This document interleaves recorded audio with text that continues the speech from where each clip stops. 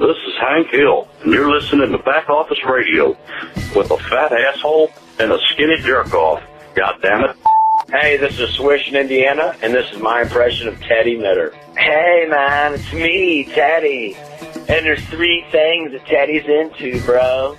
Chilling out, ripping the bong, and beating the fucking shit out of my wife. Hey, Will, this is Cancer. Long time no see. Sure do miss you. I'll be seeing you in about 5 years in your prostate. Bye. Well, my name's Jason. I smoke weed. I'm a big fatty. I like Gary. I like Fred. I like Howard. I'm a big fatty that likes to smoke weed every day. Hi, Jason and Will. I just wanted to tell you guys are doing a fabulous job. I absolutely love the show, and I wouldn't change a thing. Good luck to you guys. Bye. This should be called Backdoor Radio because Will takes it in the ass very hard from Jason, and he sweats. Hi, this is Jason again. I smoke weed. I'm a little fatty. Smoke weed every day. Show fucking blows. The studio doors are locked. This is a closed set. Will Murray. The only thing sporty about Jason is his jackets. Jason Kaplan. You know, Howard said something on air and off air about everyone, following my lead because I'm awesome. Their world. The relationship has deteriorated. No. Their life. What is going on around here? And the Howard Stern Back Office. You were screaming and fighting and being drunk. No. This is Back Office Radio with Will and Jason. Call 888-STERN-101. Welcome to Back Office Radio here at a special time, 3 p.m. Eastern on Howard 101. I hope that you made the switch with us. We've been tweeting and putting it out on the website. I know the show, believe it or not, there are some people, 4 or 5, that do like this show and do try and listen to it. So we tried to get the information out there for you. I am here, as always, of course, with the great Will Murray. That was some transition, by the way. All the John Hine TV people leaving the studio. Like a herd of elephants. And Teddy Knitter here. These couch potatoes. How come you don't ever talk in a British accent for us? You know it's coming, right? Yeah. Well, because I'm from outside of Philly. Welcome to Back Office Radio. Like I said, give us a call, 888-STERN-101. That's 888-783-7610. And you heard some voicemails coming into the show, people doing impressions of us. We have a voicemail set up. If you'd like to give us a call, you'd like to do impressions of us, or, hey, Will, let me throw out a new one for you here. 3 p.m., we don't know if this is a permanent time slot, if this is just an every, this week and next week temporary thing. And I know you and I have always, wanted to do morning radio. And what would you think, and more importantly, what would Teddy think if we were able to move the show to like 8 a.m., Thursdays, 8 to 10 a.m.? I love it. I love it. I think a little earlier, maybe even. I'm down for whatever. Wow. Yeah, I'm game. What about Saturday mornings? I could stay up all night Friday, I guess. You don't mind? Yeah. All right, good. Teddy cooperation. But how's that going to interfere with you doing the leaves or cutting the grass or all the homeowner shit that you have to do on weekends? You know what I mean? Sculpturing the tulips. That's right. Planting your Pachysandra. That's what I do. So give us a call on our voicemail. The number is 347-781-4335. Do some impressions of us. Let us know where you'd like to hear us, what time slot we should have, if any.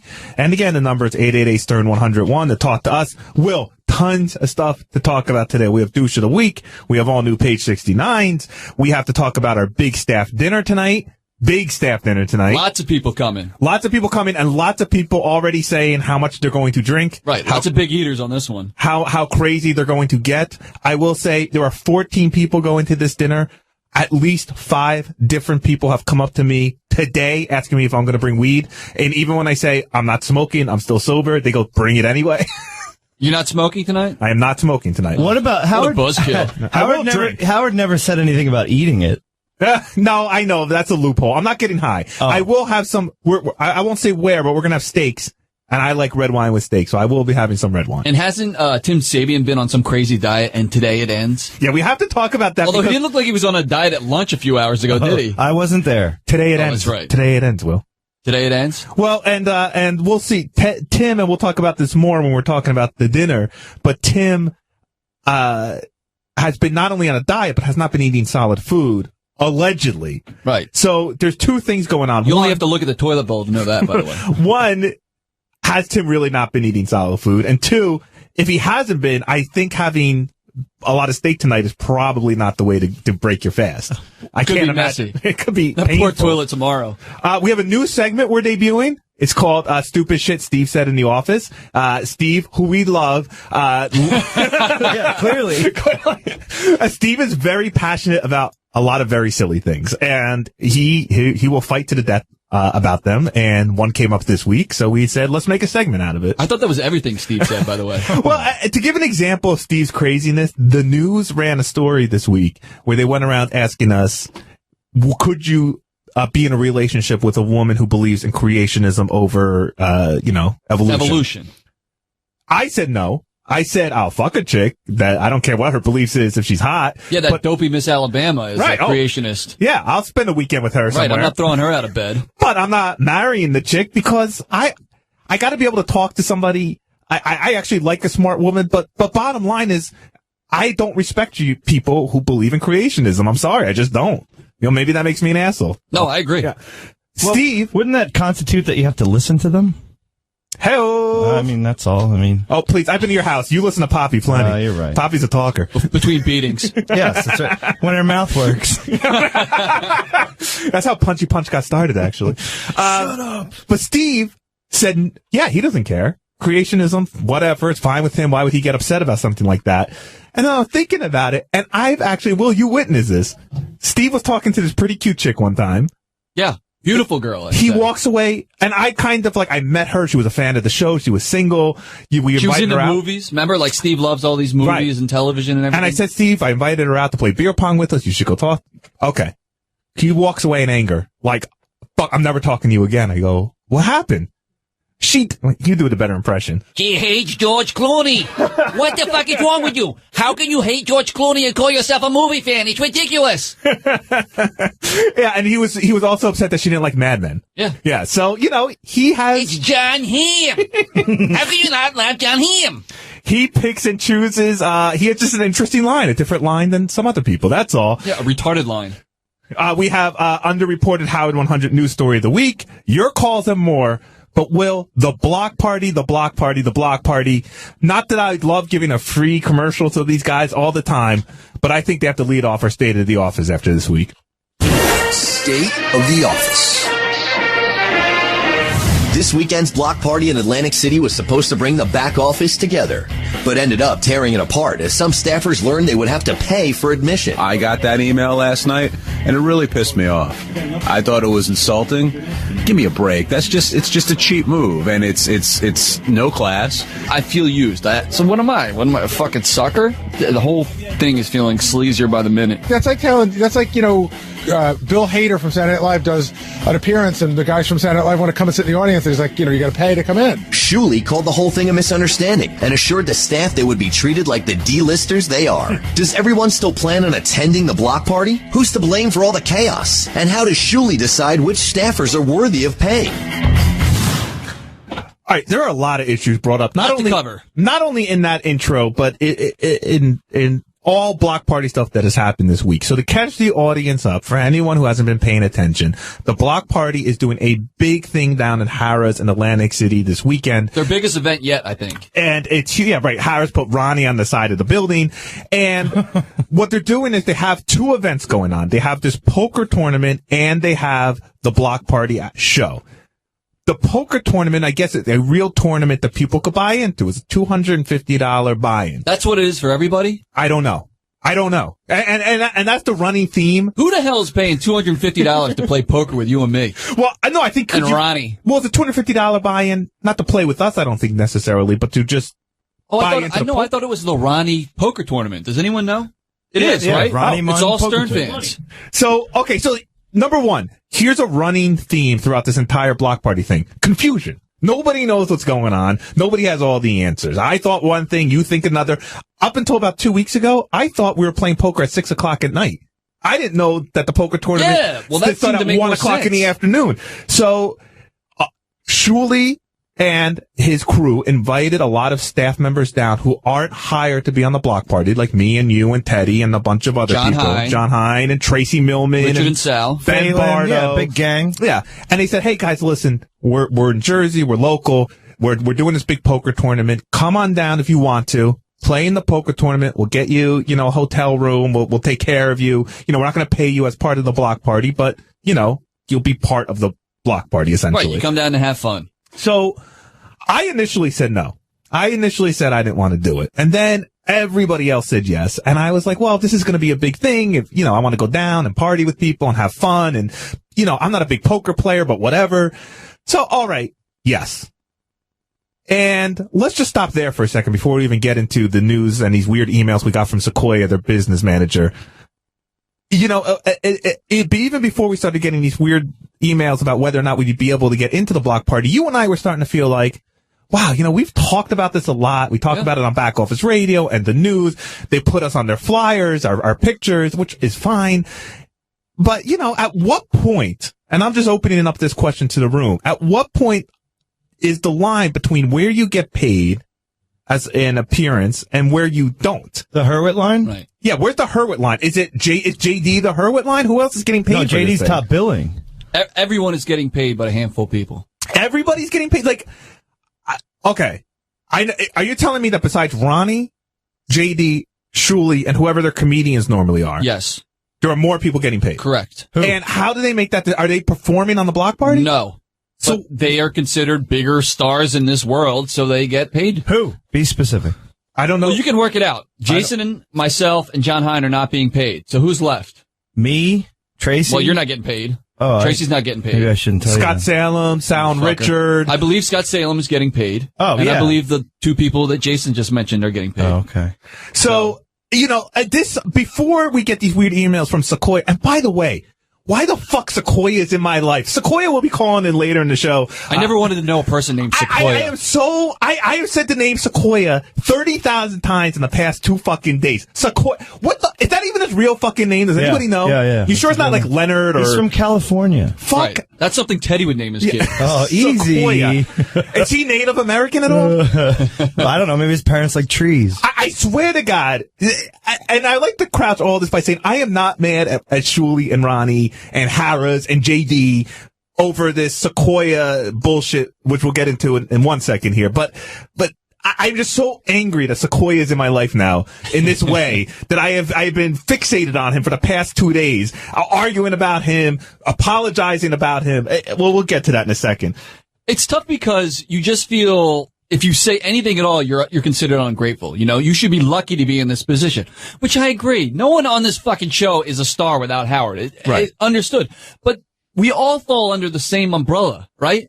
I mean, is Scott Salem really bringing that much more to the table than you and I or John Hein? I think it's proven no, right. Because he quit the block party and nothing. In fact, they got bigger since he quit. I'm not exactly sure where they come up with their Doug Hurwitz line. Yeah, and we're the ones that have a show where we talk about it all the time, or I do news stories about it. I mean, that's all just building promotion for this thing. So we're told we're getting hotel rooms. Now, Will, do you have any idea? Do we have separate hotel rooms? Are we sharing a hotel room? I think we had a meeting this morning, and somebody said, who was it? Somebody said they received 5 confirmations. Richie Wilson. Yeah, Richie Wilson has 5 confirmations, and we have 0. I got one. Oh, you got one? I got one. Yeah. I don't have one. So we're probably sharing a room. Now, no, we're not. Well, okay. So that's number 2. Okay. He didn't say that. Did he really? I don't know. That wasn't an email. He sent me an email with a hotel confirmation. I assumed we were getting our own rooms. I was going to have a couple buddies come down, sleep in the room. So I'm just saying that loud. I don't want to go. I'm saying it right now. I want out for this weekend. You've committed, Jason. Yeah, I want you there. I know you guys want me there. And I don't know why. And I need to look Shuli face to face because I feel like Howard and Greg Fitzsimmons right now. I saw him peeping in through the studio. I don't know where he ran off. The only reason I am even considering still going is because I love Shuli and Ronnie, and I don't want to disappoint them and look like I'm breaking a commitment. That said, clearly, I am not important enough to pay to be there, so I'm literally not a draw. So if I back out, I don't think it should change anything. Yeah. I mean, again, not to be whiny about it, but I think you're not important to pay until you decide you don't want to go. I don't know I don't know what contract they have with these people if they've committed to a certain number of people being there from the show, and then you're already assigned a table, and now if you back out, it's going to fuck them up. I don't care.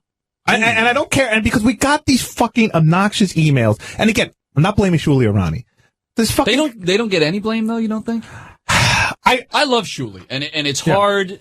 Let you him know, in. I don't Put want to him be a on- guy put him over there. bashing Put him right Shuli. there. No, I don't want. I'm not bashing Shuli. We're not doing that. We haven't yet. We haven't. I don't know if you've been listening, Shuli, but I've been directing all my ire at your business managers. And that's fine. He's an idiot. I have no problem with that. And the reason I don't blame Shuli and Ronnie, because when I saw them yesterday morning and they found out, or I talked to them about the first time for these emails, they were literally more upset about it than I was. And it was real. It was genuine. It wasn't Shuli or Ronnie running in on Howard's show, and then everything's suspect because maybe they're just saying that to pump up back office radio. This was legitimate anger in the hallway. Yeah. And the email we get, so first of all,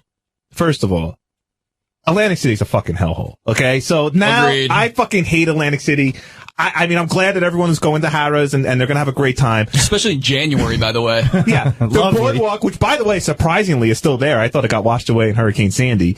It's 20 degrees outside. No one's going to go walk on the boardwalk. Atlantic City is the closest version to Jamaica that we have here in America, where all the money seems to be on the waterfront, and then you can't cross the street without fear of getting shot. Right. I mean, I've been to Jamaica. I don't understand. There's mansions and opulent buildings on the water, and then you cross the street and there's people living in garbage bags. Right. Las Vegas is Ashton Kutcher, and AC is that retarded weird brother of his. So, all right. So already, I honestly, if Chris Christie just showed up went on TV one day and said, we're wiping Atlantic City off the map. Like, we're just going to raise it and just make it beachfront property. I think that would be brilliant. Let's put some gambling up here in near Giant Stadium or something. I mean, right. Atlantic City is just a blight on America. It really is appropriate that Ronnie is on the cover of, one of their huge buildings in AC. He'd be like the perfect mayor for that town. By the way, block party tickets still available. Go to cleanboxentertainment.com. I was just going to say, this is one of the best plugs I've ever heard.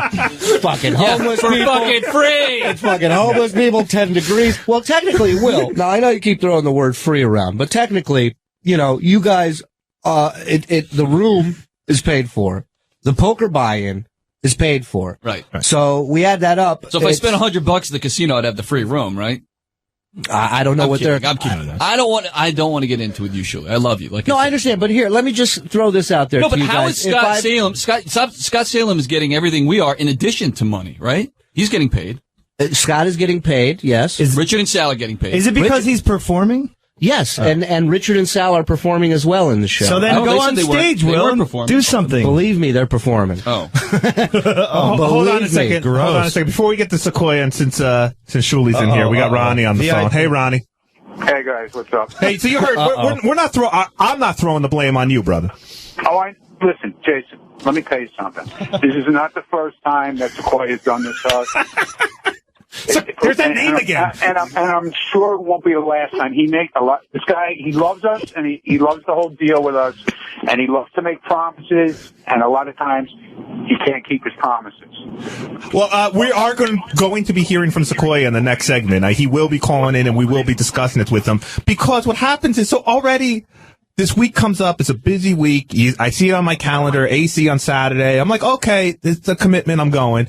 And then we get this email. And I have the email with me. I don't want to put words in Sequoia's mouth because he does a good enough job on his own, looking if you do retarded. put words in his mouth, make sure they're dumb. Yeah. Like the words that come out of his mouth. He starts with all the good stuff. Hey, your room and tax have been paid for, but you're responsible for all incidentals. Fair enough. That's fair. That's fair. Totally I ain't paying for your creeps porn. Absolutely. Absolutely. Fuck that. I draw the line there. Poker tournament begins at 1 p.m. at the Harrah's third floor ballroom. It's a $250 buy-in. $250 buy-in, which you're covered. Okay. Again, I kind of see that as, well, no. Take Ronnie down. What is he, an idiot? I guess he's never heard of radio. He just has his radio up in his car. So, again, well, I don't know. Somebody's echoing. I don't have a radio on in the car. Right, sorry. Just do your something pacemaker, anyway, maybe, Ron.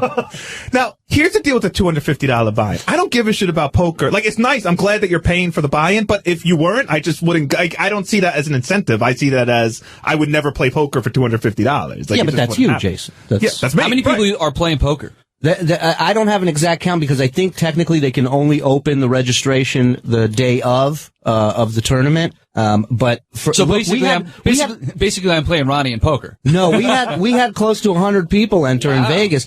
Will, this is big money. Like this is. Oh, I know. We're just not getting any of it. No, let me tell you something. If you win, you get it. I don't even know how to play poker. That's a funny thing. Whoever's at my table. 48 hours, dude. Tom in Boston. Welcome to Back Office Radio. You have a comment about Ronnie. I got Ronnie and Shuli, you know, both are backpedaling now, trying to blame it on Sequoia. Hey, Shuli, remember last week you did the news report talking about Will being greedy and Owen and his wife, and you know he wanted to get away for the weekend. Yeah. Now you're trying to stick him with the $250.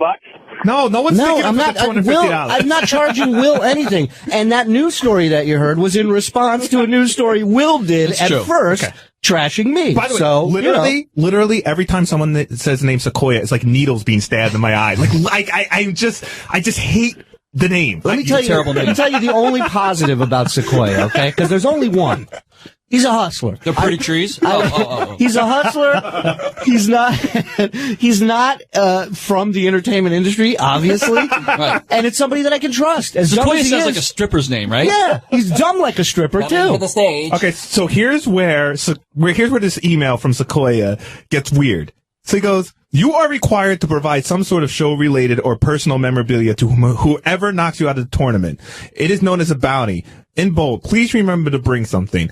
I have no problem with this, but I swear this is the first time I'm hearing of it. I don't remember hearing about this at all. I came to a lot of you guys. You mentioned it to me. I did come to a lot of people, and I probably mentioned you. Maybe I forgot to mention it to you. Maybe you forgot it. Whatever. But it's basically what we try to do is whoever knocks you out, Will or Jason, we'd like to give them something, a reminder of the tournament. And we said instead of bothering people here to sign autograph pictures and all this stuff, bring something personal that you want. It could be from your house, could be from your desk at work. Teddy's donating his Coke mirror, actually. Or my dirty underwear. Yeah, and just, give it to him right there at the table. Okay, but the way I read it is, you gotta bring something. And which is fine, but okay, if you told That's me the I Jew apologize. in you, Jason. That's the way you read it. The complaining. Surely all this is the Jew in this. I know. I agree. Okay, I agree. but this is the part of the email where I started to see red. The Block Party comedy show begins at 9 p.m. If you are not performing on stage, we may not be able to accommodate you with tickets. What an idiot. What an idiot. What? I'm going to come all the way down there, being probably knocked out of a poker tournament by 1:30 in the afternoon, and now I can't even go see the fucking Block Party? Are you fucking kidding me? When I saw this, I literally wish the technology was available to strangle someone over a phone line because I wanted to kill him. It had nothing to do with what the problem is. Also, the show is on pace to sell out, and the backstage area is extremely limited. So you can't go backstage, is basically what I'm saying. We will be meeting up around 11:30 after the show and by the pool area. And guys, there'll be some amount of complimentary alcohol, but when it's gone, it's gone. Dude, can you sell this any harder to me? I mean, one of you will have to remove a boil from my ass. You know what he's trying to do? He's trying to get people to back out. Like there's too many people on the Ronnie way. will be there the whole time. It's working. I think Teddy's working. No, because this reminds me. Okay, back in the day, I used to do this. With Artie and the AC, the Vegas, the big shows. You get just the floodgates open, and you get everybody. Ronnie, I'm coming down with 25 people. Phelan, I'm coming down with all 80 of my brothers that all look like me. Everybody's coming down, and it's like you only have X amount. Well, this is the pre-show apprehension. This guy's freaking out. He's got what he thinks on paper. He's got 450 people coming down to fit in a room that holds 30 people. But 9 times out of 10, everything works out and everything's fine. I have been. It's weird because I know a lot of people. We know what side Teddy's on now. I know. I'm going still with open heart, thinking it's going to be awesome. I know Teddy a lot of cha-ching neuter. Yeah, I noticed that. I know a lot of people haven't been backstage someplace, but I can tell you at Caroline's, it's a comedy club here in the city. It's a very, very, very small backstage area, and I have seen Artie fill 150 people. Yeah, I know. It's not comfortable. You can't breathe. Yeah. But if he can get 150 people back there, surely you. So that's the end of the first email. Well, right. You found out from Sequoia that morning that he claims that we can only bring 30 people backstage. And I hit the fucking roof. I was so pissed because look, let's say even if we can just bring 30 people in there, which I refuse to believe even now that a casino that has a venue that's large, that holds, thousands of people, will have a green room that can only accommodate 30 people. Right. That doesn't make sense to me. So let's say, for argument's sake, it can only accommodate 30 people. To tell the staffers that are coming out and are essentially helping us with this show that they're not going to be making the cut to come backstage, it was ridiculous to me, and it drove me fucking nuts. In Sequoia's defense, Jason, John Hine, JD, you got room for 6 after that. Yeah, and he forgot to mention there may not be complimentary food for everybody once these guys hit the green room. The way Sequoia writes an email, I'm surprised he didn't put that in. Hey guys, I by am the way, too with that don't one. expect free food, assholes. It's like a bad news bulletin. The carrots are for the talent only. Now hold a minute. Wait a minute. I heard a rumor that he farmed this out and he's not even going to be here. Well, no, he's coming. All right. Let me tell you, even if he wasn't here, I would fly him out just to smack him in the face. Yeah, when I see him in Atlantic City. Good. All right. No, I didn't know that No, he'll because be you know you don't want to deal with some stranger while we're down there. So it's 8:00 on Tuesday night. I'm reading his email, and this is what I hear in this order: bring something to give away. You can't go to the block party, and even if you could, you couldn't go backstage. You can't drink for free. Maybe you'll get a beer if you're lucky.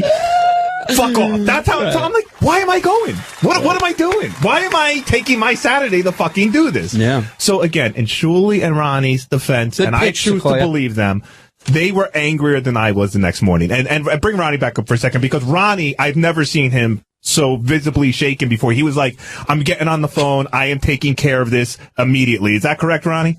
That's correct. And what did I tell you by the time the show ended? You said, I've talked to them personally. Look at me. I've talked to them personally. It's taken care of.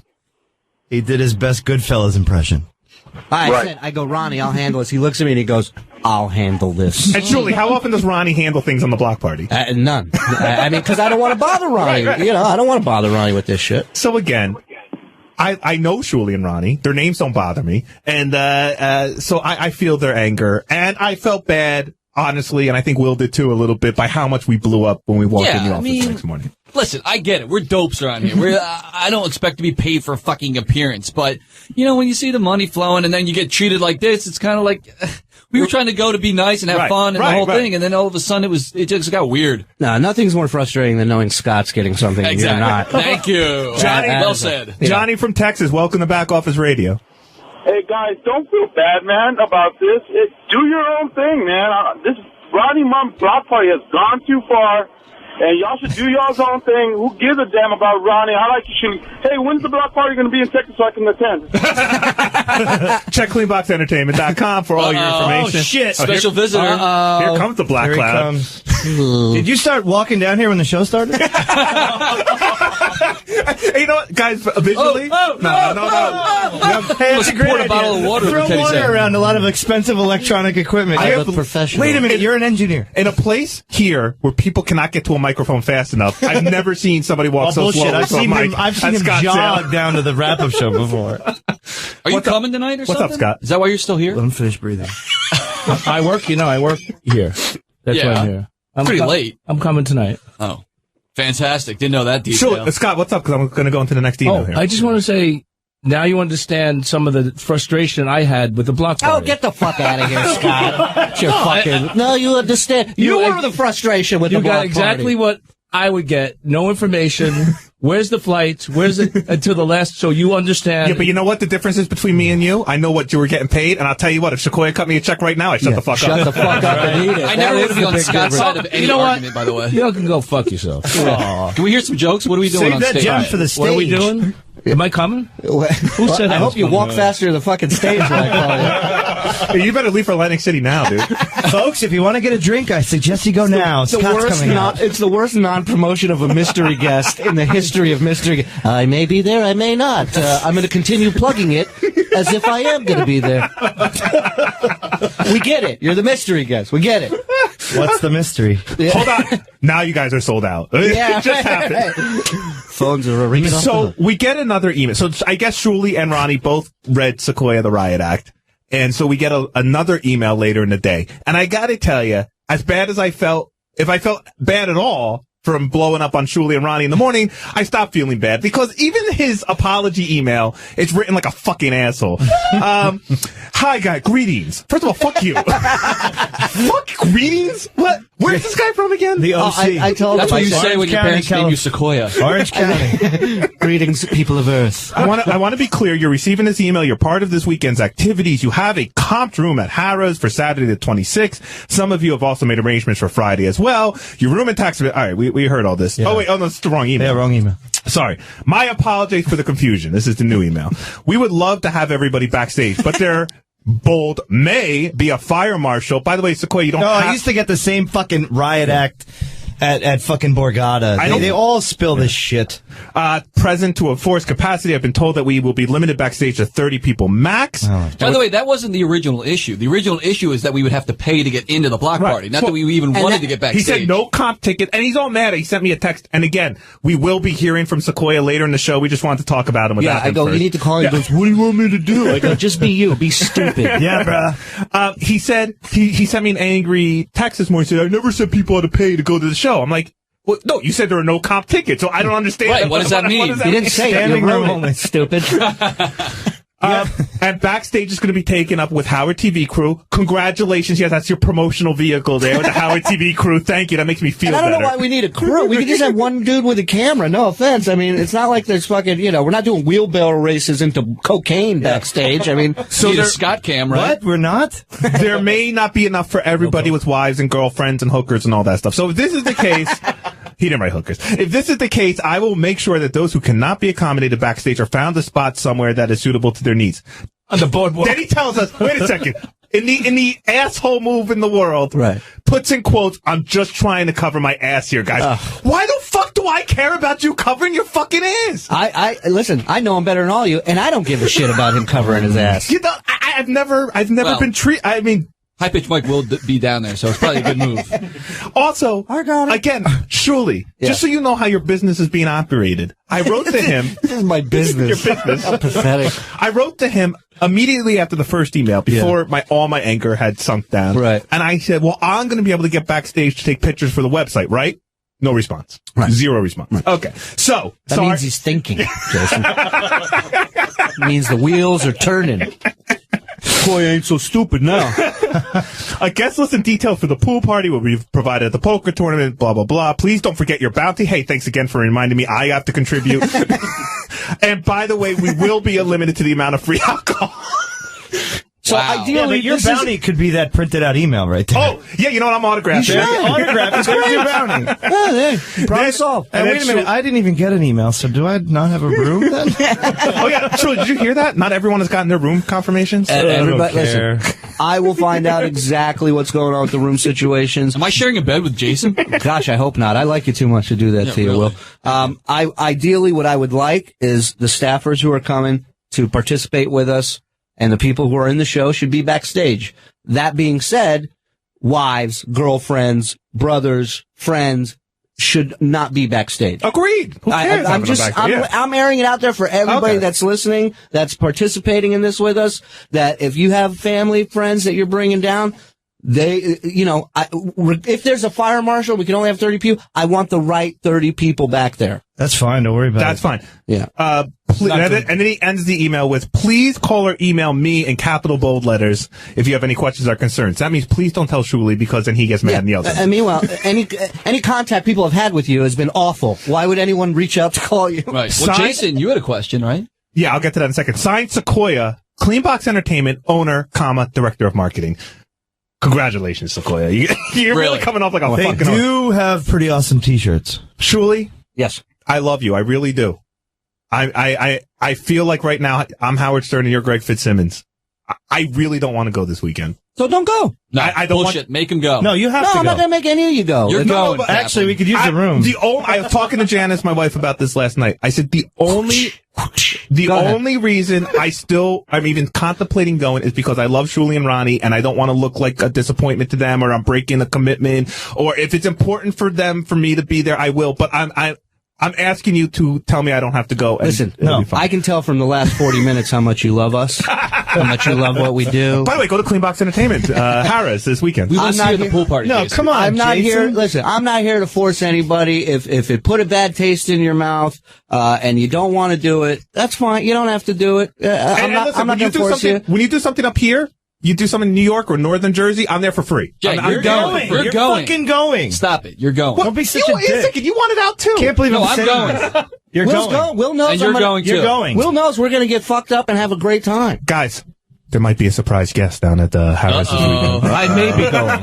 Yes, I may be going. Well, now I get your point, Jason. All right. You'll have to tune in and find out. I'll go. Thank you. You know why I'm going to go? Because you didn't give me a hard time about not going. No. Yeah, you're Really going. is. Go. I'm Come going. on. I'm If we in. can't go to the show, we'll go make money. This is what happens when you argue with another Jew. coming up, we are going to have this mysterious Sequoia you've heard so much about. I can't be in this room when you talk to me. No, not for you. Thank you. I don't know. Ronnie, thank you for calling in. Scott, you can stay. You're gold. Yeah. Yeah, he's gold, all right. He's gold. Boy, if anyone can make Teddy look like a superstar on the microphone, it's when you're standing right next to Scott. Fool's gold. The surprise guest is Scott COPD. He shoots you dirty looks while you're on the air. Yeah, no, I feel it. We got to hang up on Ronnie so we could free up a call, so we could free up a line for us.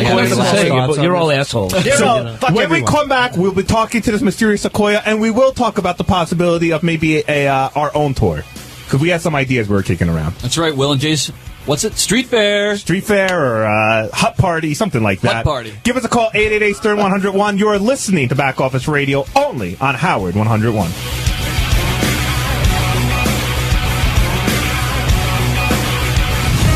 You're listening to Back Office Radio with Will and Jason on Howard 101. The show everyone loves until they're on it. Back Office Radio with Will and Jason. Damn straight, and somebody who's probably not happy to be on the air with us. It is this one, the only, because we gotta land this plane on the block party talk here. It is Sequoia. Welcome, Sequoia, to Back Office Radio. Hello. You've made a room full of people very, very happy. Oh, well, I'm excited to be on your show. I'm excited to tell my side of the story, dude. All right, I'll tell you what. Why don't we start with that? Why don't you have free reign? Tell us your side of the story.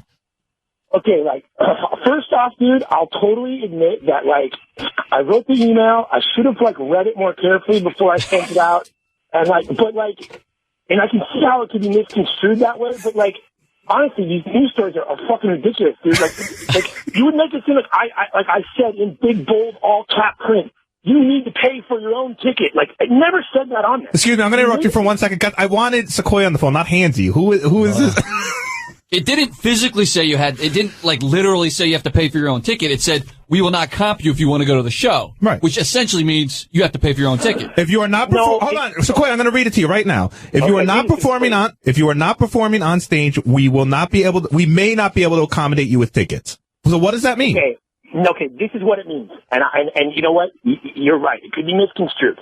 But what it means is I was getting a lot of requests for people that wanted comps, meaning and the guys from Near Dark Entertainment are I can't have you requesting a ton of comps on the night of the show because it's on pace to sell out. Well, no, go back for a second. Who was requesting the tickets? Well, I don't want to name names, but people. Okay, Ronnie. This is what I mean. I can't have Will and Jason and Tracy and Teddy and Brian, all these people saying, "Oh, I have 5 friends here that need to get in." Who said that? Give us names. Well, look, I'm just saying. No, he's saying it hasn't happened yet, but he's worried that it's going to happen. Sequoia, I got to just interrupt real quick. We're Teddy speaks this retarded language. Yeah, I've worked with him. Translate, I please. can translate. Sequoia whisper. He's saying that he doesn't know yet if Will's going to have 6 lax bros with him and Jason's going to have, 20 other Whopper eating, fan club members with him and I'm going to have, 30 friends with me. He doesn't know that. I mean, he's a better way of wording it in an email saying, don't bring all your friends. If you are not performing on stage, which neither one of us are, we may not be able to accommodate you with tickets. Now, I didn't request comp tickets. I didn't request 1. I didn't request 5 because I assumed that by going to the thing, I was going to the show. Yeah. Well, you are. I was just trying to make a preemptive strike so that there wasn't hey, we need 20 more people on the guest list then. He's trying to pad it. So can I make a suggestion, Sequoia? Next time, hey guys, of course you're comped to go to the show. Please let me know if you're planning on bringing everyone because tickets are limited and I may not be able to accommodate everybody. Okay. Obviously, what I said could be misconstrued, but you cannot misconstrue the last line. It said, if you have questions or concerns, please don't hesitate to call me or email me. Oh, I didn't hesitate. Well, that's what you did. It's way more fun to shit on you on the news. Sequoia, I wrote you that night and I said, Sequoia, I'm assuming I'm going to be able to go backstage because I'm going to be taking pictures for the website, and you never responded to me. Dude, I'm sorry, but I got a lot of emails. Chill out, and I honestly, when I read that, I was like, of course you'd be backstage. But what did you say it out loud? Well, I just, dude, there's so many. Send it to my pet plant, all right? Chill out, bro.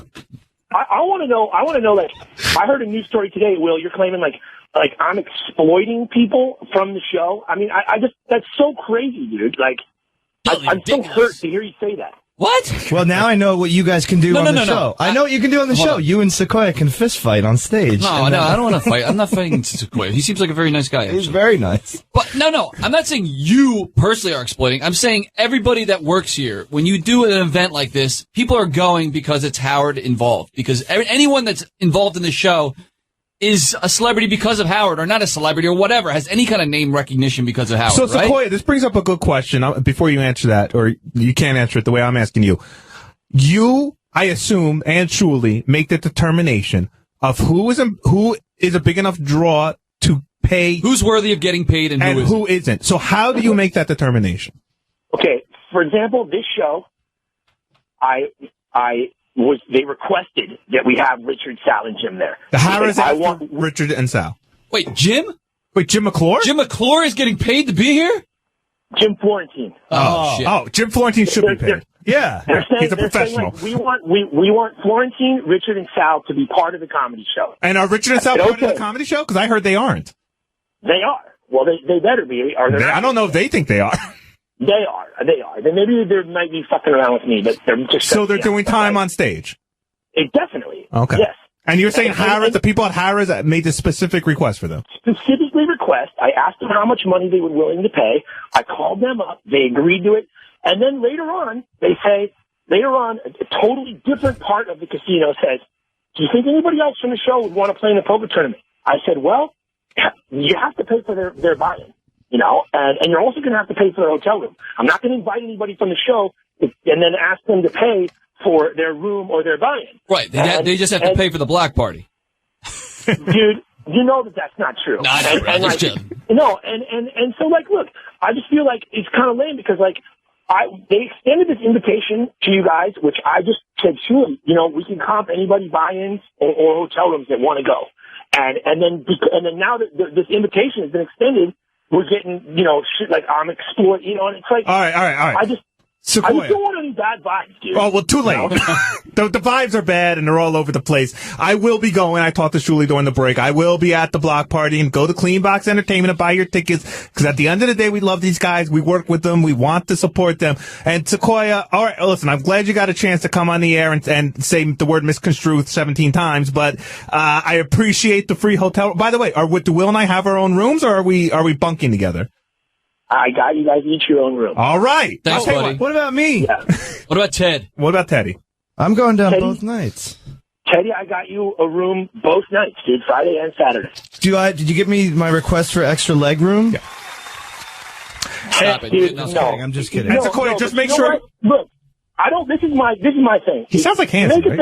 The Jamaica thing's coming up, and I don't want to have, like, all these squabbles and fights. Like, I want it to be one fun, happy family vibe. Can we ask you about that, Sequoia, actually? I'm going to be pretty upfront about this right now. The way this whole thing's going down, I think I want to be paid for Jamaica.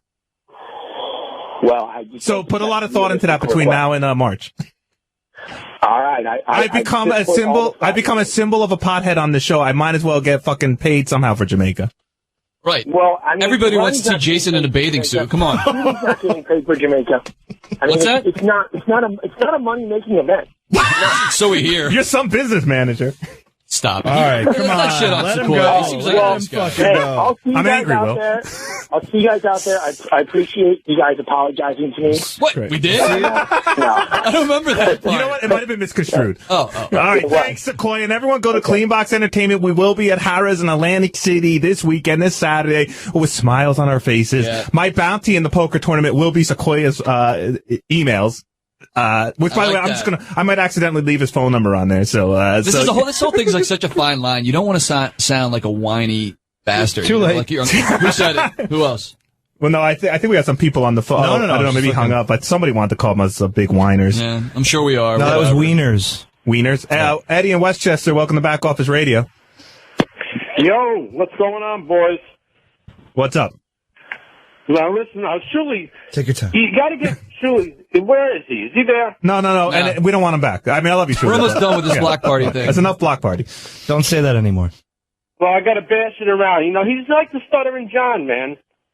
He had his problems with, what's his name?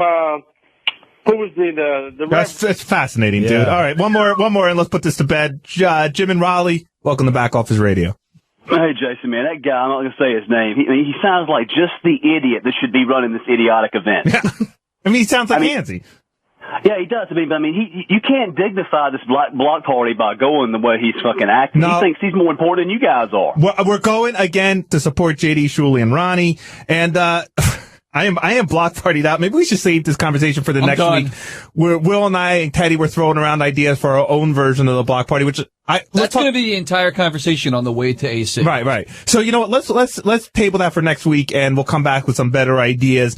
And as long as we're all worked up, let's go to a douche of the week. Douche of the week. So just to be very clear, my douche of the week is Sequoia. Let's move on. No, what are you talking about? Sequoia is my douche of the week. It's the quickest one ever. That's totally not fair. You totally misconstrued everything. It's ridiculous. Teddy? All right. This week, you know what? I'm actually going to call out John Lieberman. John Lieberman, who's just on the other side of that wall over there. You are my douche of the week this week because I'm just really disappointed lately in the whole rapping thing. Twice now, this guy's told us he can rap.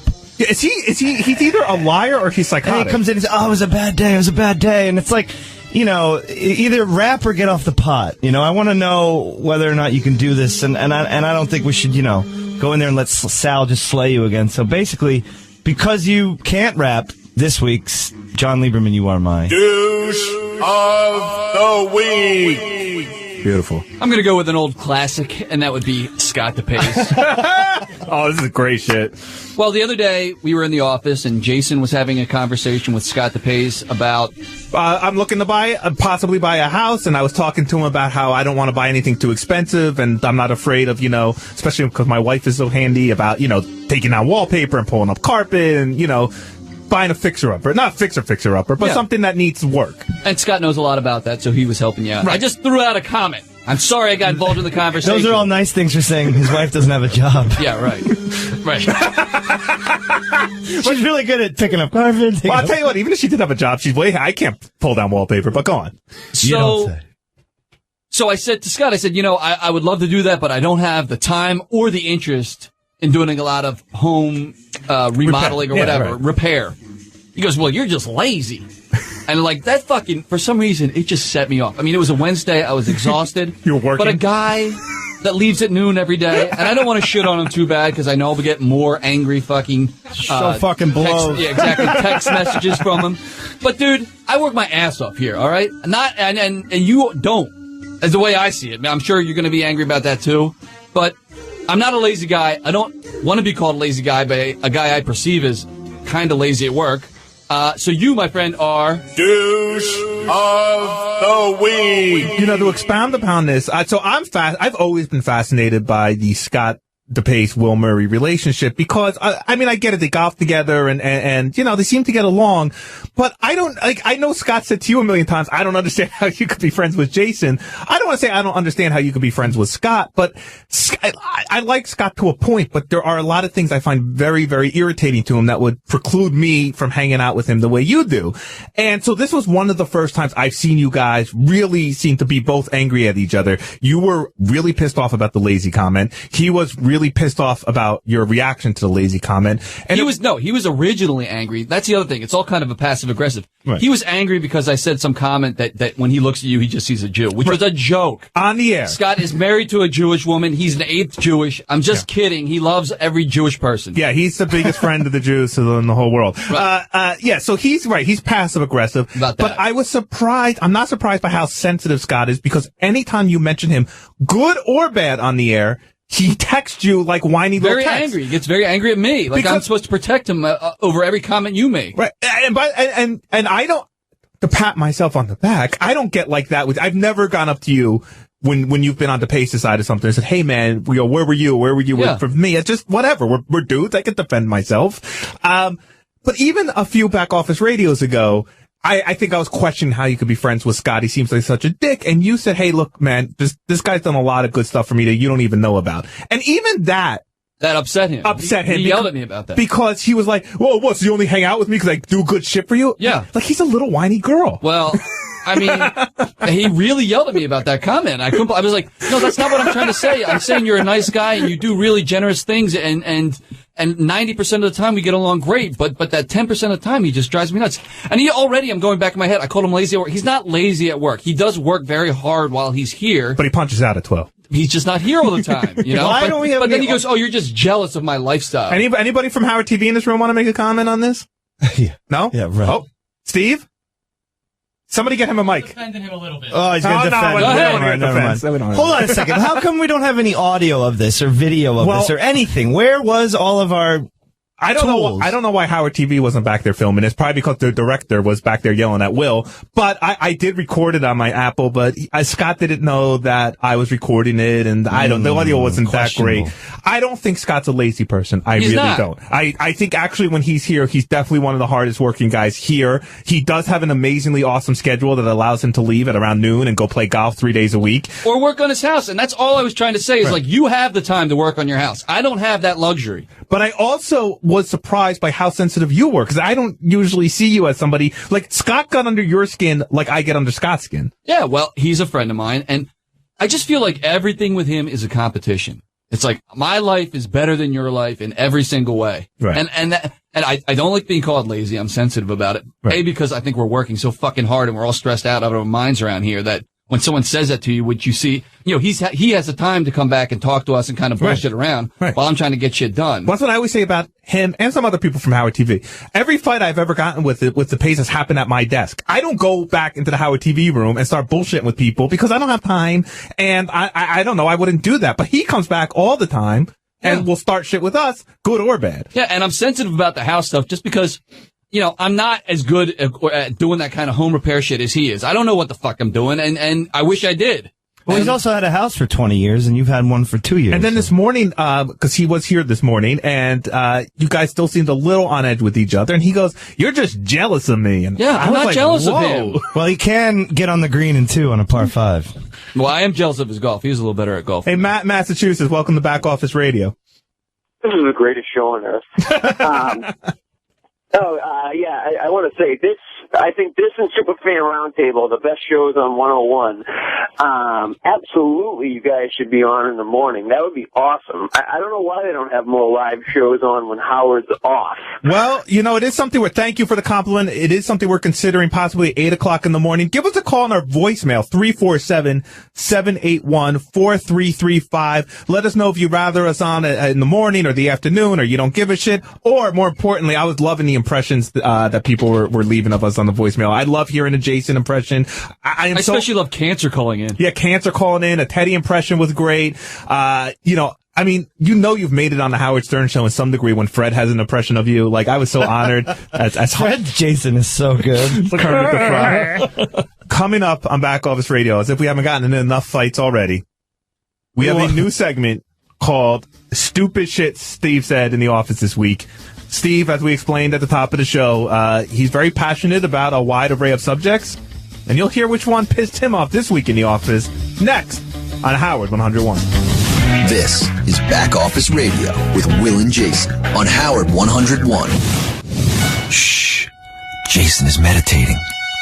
It's Back Office Radio with Will and Jason on Howard 101. Yeah, I think I might do a third meditation today. 3? Again? No, I can't. Oh my God. I only got to do two a day. I love it. I know you can't tell us what your mantra is, but it has to be food related. No, it's not. It's not. It's a nonsense word. Mayonnaise. Mayonnaise backwards. Because if I started mantraing mayonnaise, I just get hungry and start thinking about food and eating. And Will was showing me pictures of this new mayonnaise pizza out of Japan this morning, and disgusting. I want to get on a plane so bad. Jason goes, looks like a great idea. Can you imagine Jason in Japan? Oh my God! Why? Godzilla came back to life. Oh no! Heavy Godzilla! Welcome back to Back Office Radio on Howard 101. Give us a call, 888-STERN-101. We're moments away from debuting our newest segment, Stupid Shit That Steve Said in the Office. Steve Brandano sitting right here across from us, so as comfortable as always on the Back Office Radio show. But first, let me take some phone calls, because we've just been talking about the block party for an hour. JP in Toronto, welcome to Back Office Radio. Hey, guys. Love the show. 2 weeks in a row. All right. Hey, listen, I got to ask, particularly because Stevie B's in there, can Will do an impression of Brangiano to his face? I love it. He does it all the time. I do it in the office. I do it all the time. Richard stole mine. He stole my impression of Steve, and it's so much worse. Yeah. Right? Richards has a hint of Australian in it. Terrible. Yeah. The Irish. What's that character he does? The English guy? Yeah, it's like an Irish guy, but it sounds like, Rosie, whatever. I got to tell you, every time Richard's done Steve's accent, it sounded different to me. Like, you have a consistent Steve Brandano impression, and Richard sounds like Quentin Tarantino into Django. I don't know what he's going for. I love Django, by the way. All of Richard's accents are terrible. Anyways, guys, you guys rule, and Jason, you inspired me to go the smoke-free month. Oh, well, sorry. Why? That's great, though. I am, February 3rd is my last full day of sobriety, and February 4th is when this contest Things is get over. ugly. Should we make things interesting and start just like totally shoving weed all over his face? Like, make it hard for him. It's not. It's Jason has a good willpower. My wife is. I mean, not the other people that live in my house with me are still doing what they do. Really? Oh, never mind. If poking holes in a Coors Light can in the hotel room doesn't get Jason going, I don't know what will. Thomas in California, welcome to Back Office Radio.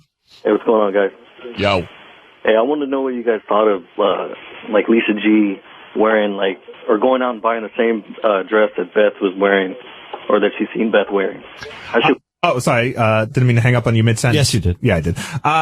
Listen, I like Lisa G, and I don't buy for a second that she had no idea that Beth had owned that dress. Howard refuses to believe that she's in love with him. Oh, well, that's... right? Were you there? Yeah, he's got a blind eye towards that. And it's not a negative. If Lisa wants to love Howard and ingratiate herself as much as she can into his life, more power to her. She's not a bad person, but yeah, she is in love with Howard, I think, and Beth, and the whole celebrity couple ideal. I think she's always infatuated with the person that's in charge. You know what I mean? I mean, Howard took topless photos of her.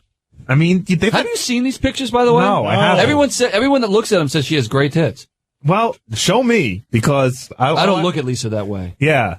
Although I had to say, Lisa... I look at Jason that way.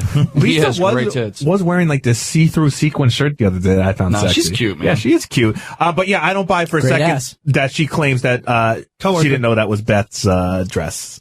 Here's one, anti-Jason. Phil in New Jersey, welcome to Back Office Radio. I had a hunt for an anti-Jason call today. Hey, Will, I love you, Will. Jason... I'll be nice. Do you think anybody gives a fuck if you go or not? I don't know. You tell me. Do you think anybody sitting back going, oh, fuck, Jason's not going? I mean, come on, man. How many tweets did you get like this week? No, I got like 10. I got like, a fuck few. you. Like, who do you think you are? You're jealous of JD. I didn't ask to be part of the block party. I didn't go to Shuli and say, hey, man, you should put me on the block party and pay me $1,500 because I sell tickets. They asked me. I don't know. That's what I'm saying. Clearly, me being down there is not important because they're not paying me to be down there. Right. So, no, I don't think people will pay to see me. However, next week on Back Office Radio, which, again, I believe will be at 3 p.m. here on Howard 101. Oh, I probably shouldn't have said that, but because it fucks up time stuff, whatever, I'm sorry. But anyway, we will discuss our plans for a possible Will and Jason tour. If You've never been to a block party, though, right?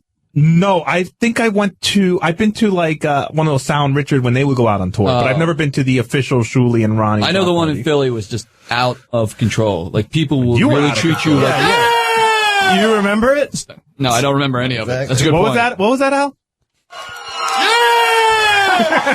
Who would pay top dollar to see that in person? I'm going to give you $50 right now. You could do that and Jason could eat poutine. Right. There's your ad. See, I'm excited. Now, any of the fans of the Howard Stern Show, the Intern Show, Playlist, John Hines TV Show, and of course Back Office Radio know our good friend Steve Brandano. Steve is a very opinionated guy about a lot of things, usually things that aren't that important, and he will fight them to the death. So we are debuting a new segment this week.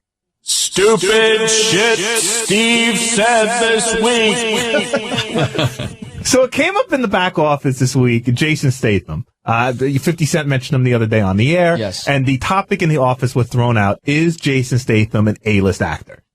That was the topic. A-list? Steve immediately says yes. I say no. You're fucking right, he is. John says no. Gary says no. Will says no. On the verge. Let's say, we're not saying, he's in like JD territory. He is a high B. He's a high B. A minus even. This is On a the weird verge. conversation to be having. You didn't know this was the one we were going to have? Because I would like to ask the audience how many people would like to hear Jason Statham on the Howard Stern show. Well, hold on. Well, that's not the conversation Two we're having. separate issues. Okay. Two separate issues. The first question was, is Jason Statham an A-list actor? Now, I'm with Will. I like the Jason Statham movies. He's a cool action star. To me, he's the Steven Seagal or James Claude Van Damme of this era. Well, That's insulting? I think Jason Statham's a much better actor than those guys, yes. Do you think he's a bigger star than those guys were at their peak?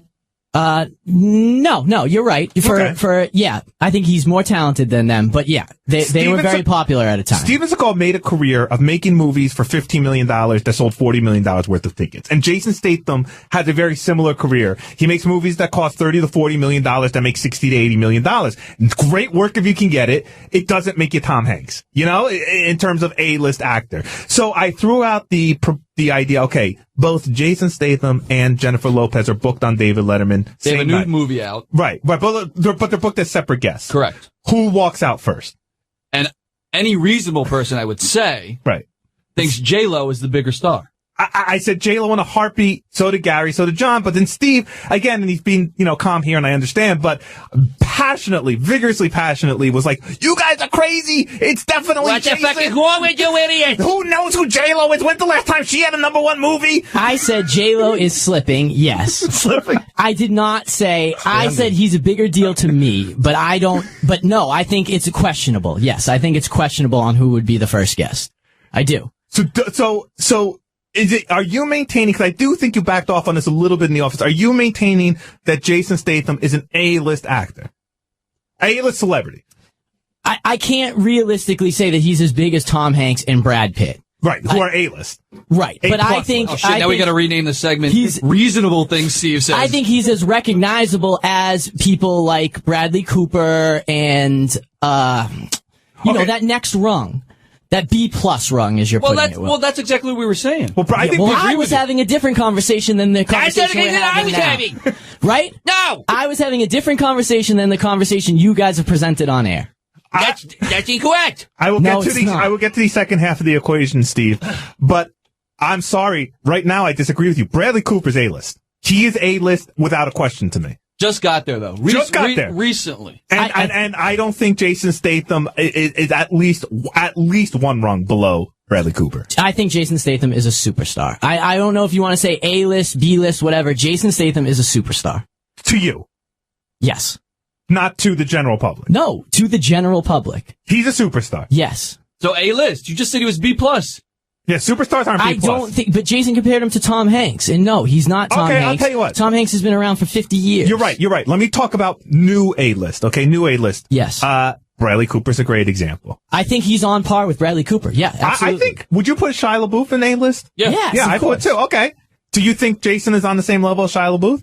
I think Shia LaBeouf is more, Shia LaBeouf is, That's his boyfriend. You got to be careful with this one. Steve does have a picture on his bigger than computer. Jason Statham. But I think Shia LaBeouf's probably but one what's of the his biggest face people is out the new there. Shia LaBeouf, G. Gordon Liddy. Yeah, he's a good name. Joseph Gordon-Levitt. I still think Joseph Gordon-Levitt, as much as I love him, is barely A. Yeah. Barely A. But Shia Joseph LaBeouf hasn't done opened anything. 3 movies this summer. Right. He's A-list. Wait, who had 3 movies? Looper, the bicycle movie, right. and he was in Dark Knight. He Premium wasn't the Rush. lead, but I mean, that's again, his summer. And That's a I big love summer. Joseph Gordon-Levitt, but Looper and the bike movie didn't exactly light up the box office. Right. But what did LaBeouf do this year? Nothing. Wait for it, Teddy. Don't Oh, worry. nice. Don't Who's worry. bigger, Kevin Bacon or Jason Statham? Jason Statham. Wow. Bigger than Kevin Bacon. Not in career-wise, but right now, if you went out on the street to like you guys always love to bring up with a picture of Kevin Bacon and a picture of Jason Statham, I think the people in Times Square are all going to know Jason Statham. David Letterman show, Kevin Bacon and Jason Statham are booked. Only one of them could come out first. Who comes out first? I think it's a toss-up, but I would put Statham first. Wow. In theory. Wow. Okay, so the other question When was the last time you saw Kevin Bacon's face on a poster for a movie? I know The Following is out now. He's the only, you have to put him on it. But Jason Statham's the Mystic transporter. River, I guess, would be Crank. You know what I mean? Like, he's everywhere, and all you need is his face, and you go, wow, this is going to be an action movie. Who's bigger, Jason Statham or your erection for Jason Statham? And by the way, I Say think what you want. I think you bring up a good It's huge. point. It's enormous. I think you bring up a good point that works in my favor, with the possible exception of Arnold Schwarzenegger and Sylvester Stallone. Yeah. He is it is unusual for somebody who is associated with one genre to be considered A-list. Meaning, Jason Statham is, you're right, he's an action guy. You see his face and you're like, oh, he's an action guy. Like Steven Seagal is an action guy. To me, A-list means you gotta be the lead in a romantic comedy. Right. You gotta you gotta do AIDS. You're full retard. Right. He has been. By the way, Parker, he's the lead in it with Jennifer Lopez. Yeah, but he's ass kicking. That's all he does. He kicks ass. It's not Bank Job is not a kick ass that movie's not it's a kicking great ass? movie. Which no, one? he's Robin Banks. Which Bank one? Job. Oh. It's excellent if people haven't I've seen seen it, And yeah. I think he would be great in a demographic of 30-year-old men. I love him from Snatch. I think he's great. Of course you love him. Everybody in the room loves him. out here in the lobby, he wasn't getting hounded So are by we out lots of touch people. because we're not 30-year-old men? No. I'm gonna take No, it. you guys Yeah, love you're Jason 35, Statham. bruh. Not yet. Oh. Couple weeks. I think your Kevin Bacon thing is way. I think Kevin Bacon, why maybe not A-list as a movie star anymore. Maybe close. He's a much bigger star. I'm just saying, I haven't seen Kevin Bacon's I mean, you could say face Dustin on a Hoffman poster. is an A-list, actor right now. Well, what are we talking about? We talking about right now? Or are we talking about career-wise? Because then you're right. Yeah, Kevin Bacon has a much But bigger if we're talking career. about who comes out first on Letterman, Yeah, Dustin right now, Hoffman Jason comes Statham. out before Jason Statham. Yes, he would, out of respect. And Bacon Yeah. has to then. And on Bacon, that, of course. On that Not same, necessarily.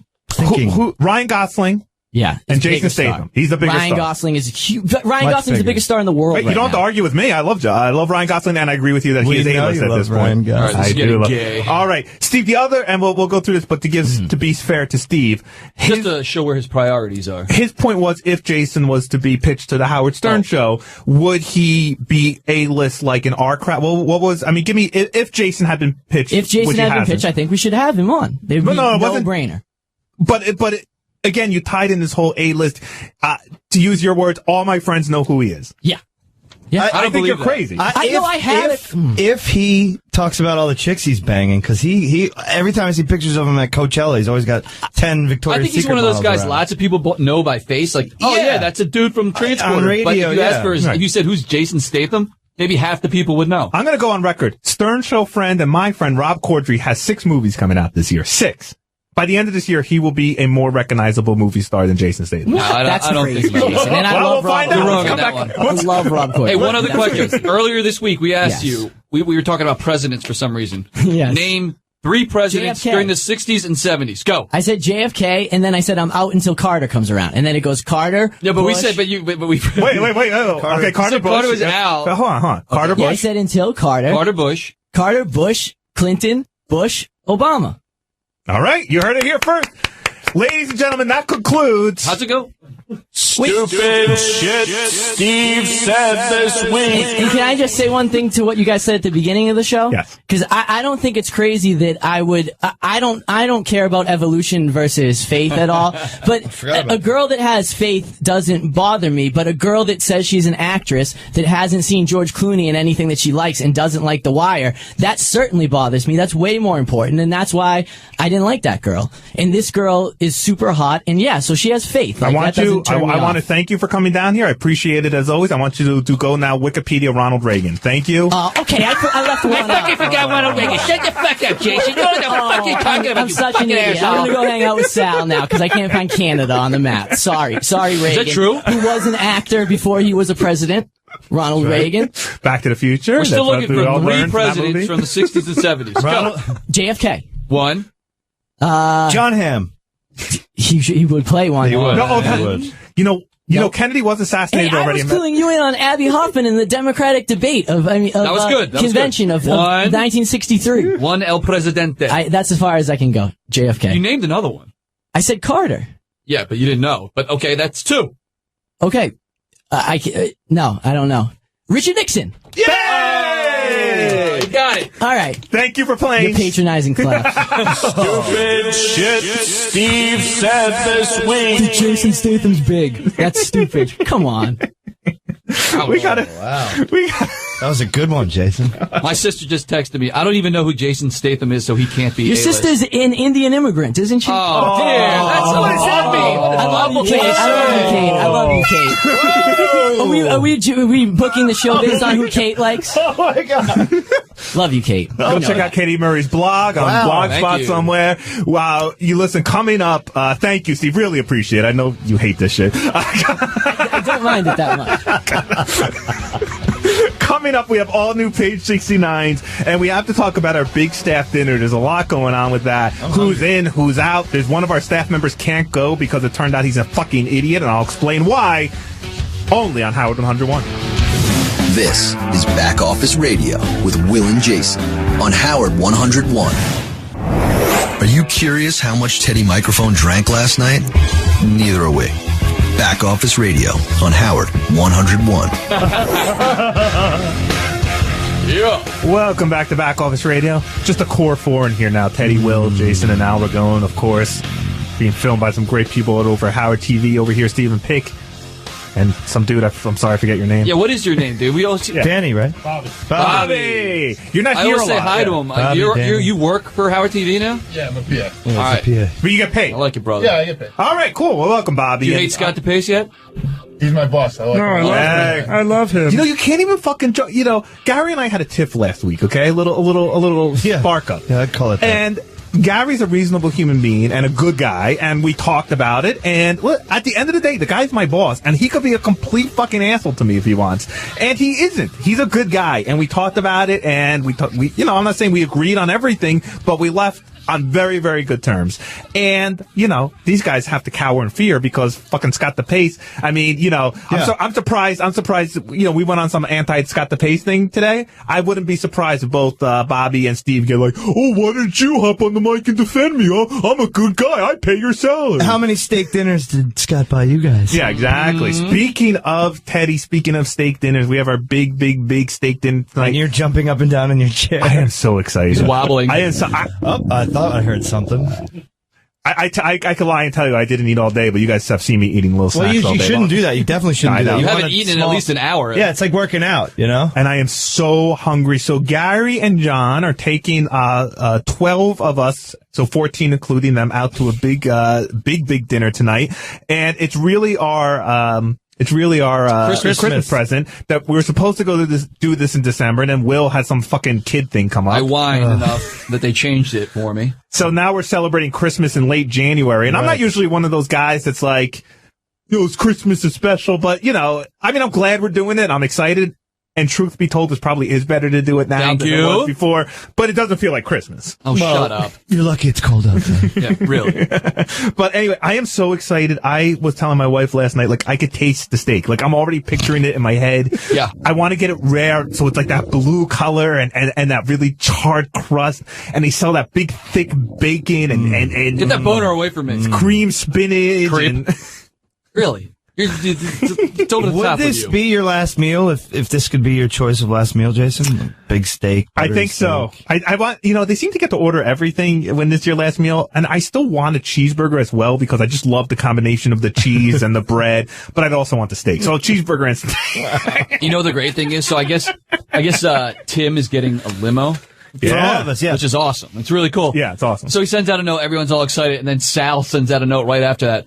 Unfortunately, I won't be able to attend because my kid has a recital tonight. Oh. And you could just tell how angry he was over the email. So I talked to Sal about that this morning. Actually, I think you had to, I don't know which came first because he was telling me that he sent out the email and then got the email about the limo and was even angrier. Oh.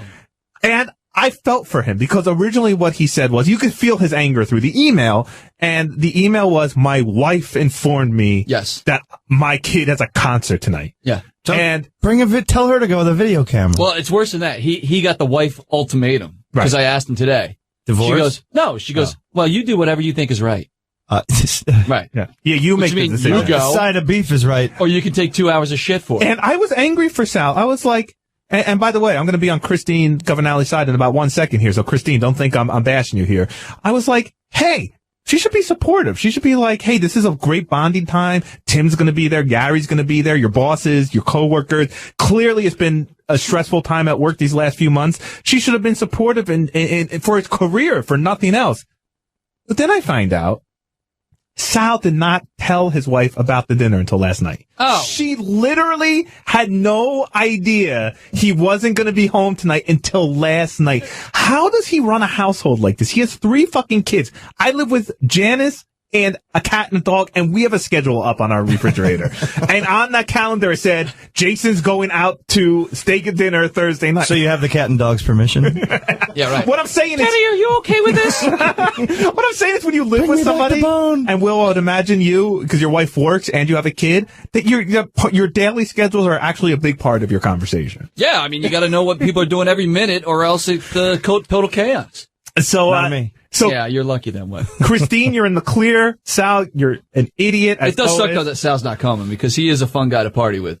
Yeah, I love Sal. I would love just his antics at the table, but I know Jason's happy because he'll eat his share of steak. We'd love to hear from you and what you think about this and everything we talked about on the show. Give us a call, 888-STERN-101. That's 888-783-7610. So we're going to this steak dinner, and, I wanted to do a whole rap about the invite list and who was on and who was off and who barely made the cut, but after going through it seems pretty much everybody's going. Pretty much. It's, and I think I can say it's on the air. So it's Will and John and Gary and me and Teddy, Steve, Tracy, JD. Yep. Sal was invited. Yep. Richard, Ronnie, Scott. Ronnie's going? Ronnie's going. I didn't know that. Scott Salem. Oh, there's the limo. Jim McClure and Tim Sabian. Is there anyone that should have been on that list? I can't think of anybody. I'll tell you this. We had an awkward lunch moment today. Oh, what was that? So we're bullshitting about lunch, and Al goes, what dinner? What dinner I was talking about? Poor Al. And I go, oh. And Jimmy played off pretty well. He goes, yeah, Gary's taking some of the guys out, but I felt bad. We all love Al. That's all good. I'm still the new guy. You know what, Al? The three of us will take Al out. First of all, diner's on us tomorrow, bro. Credit card roulette. Will lose again. Yeah, first of all, you're going to cover my $15. Thank you. That kind of guy. Gary did say, because again, they put this dinner together back in early December, and Gary said, knowing Al the way I do now, he would have been invited.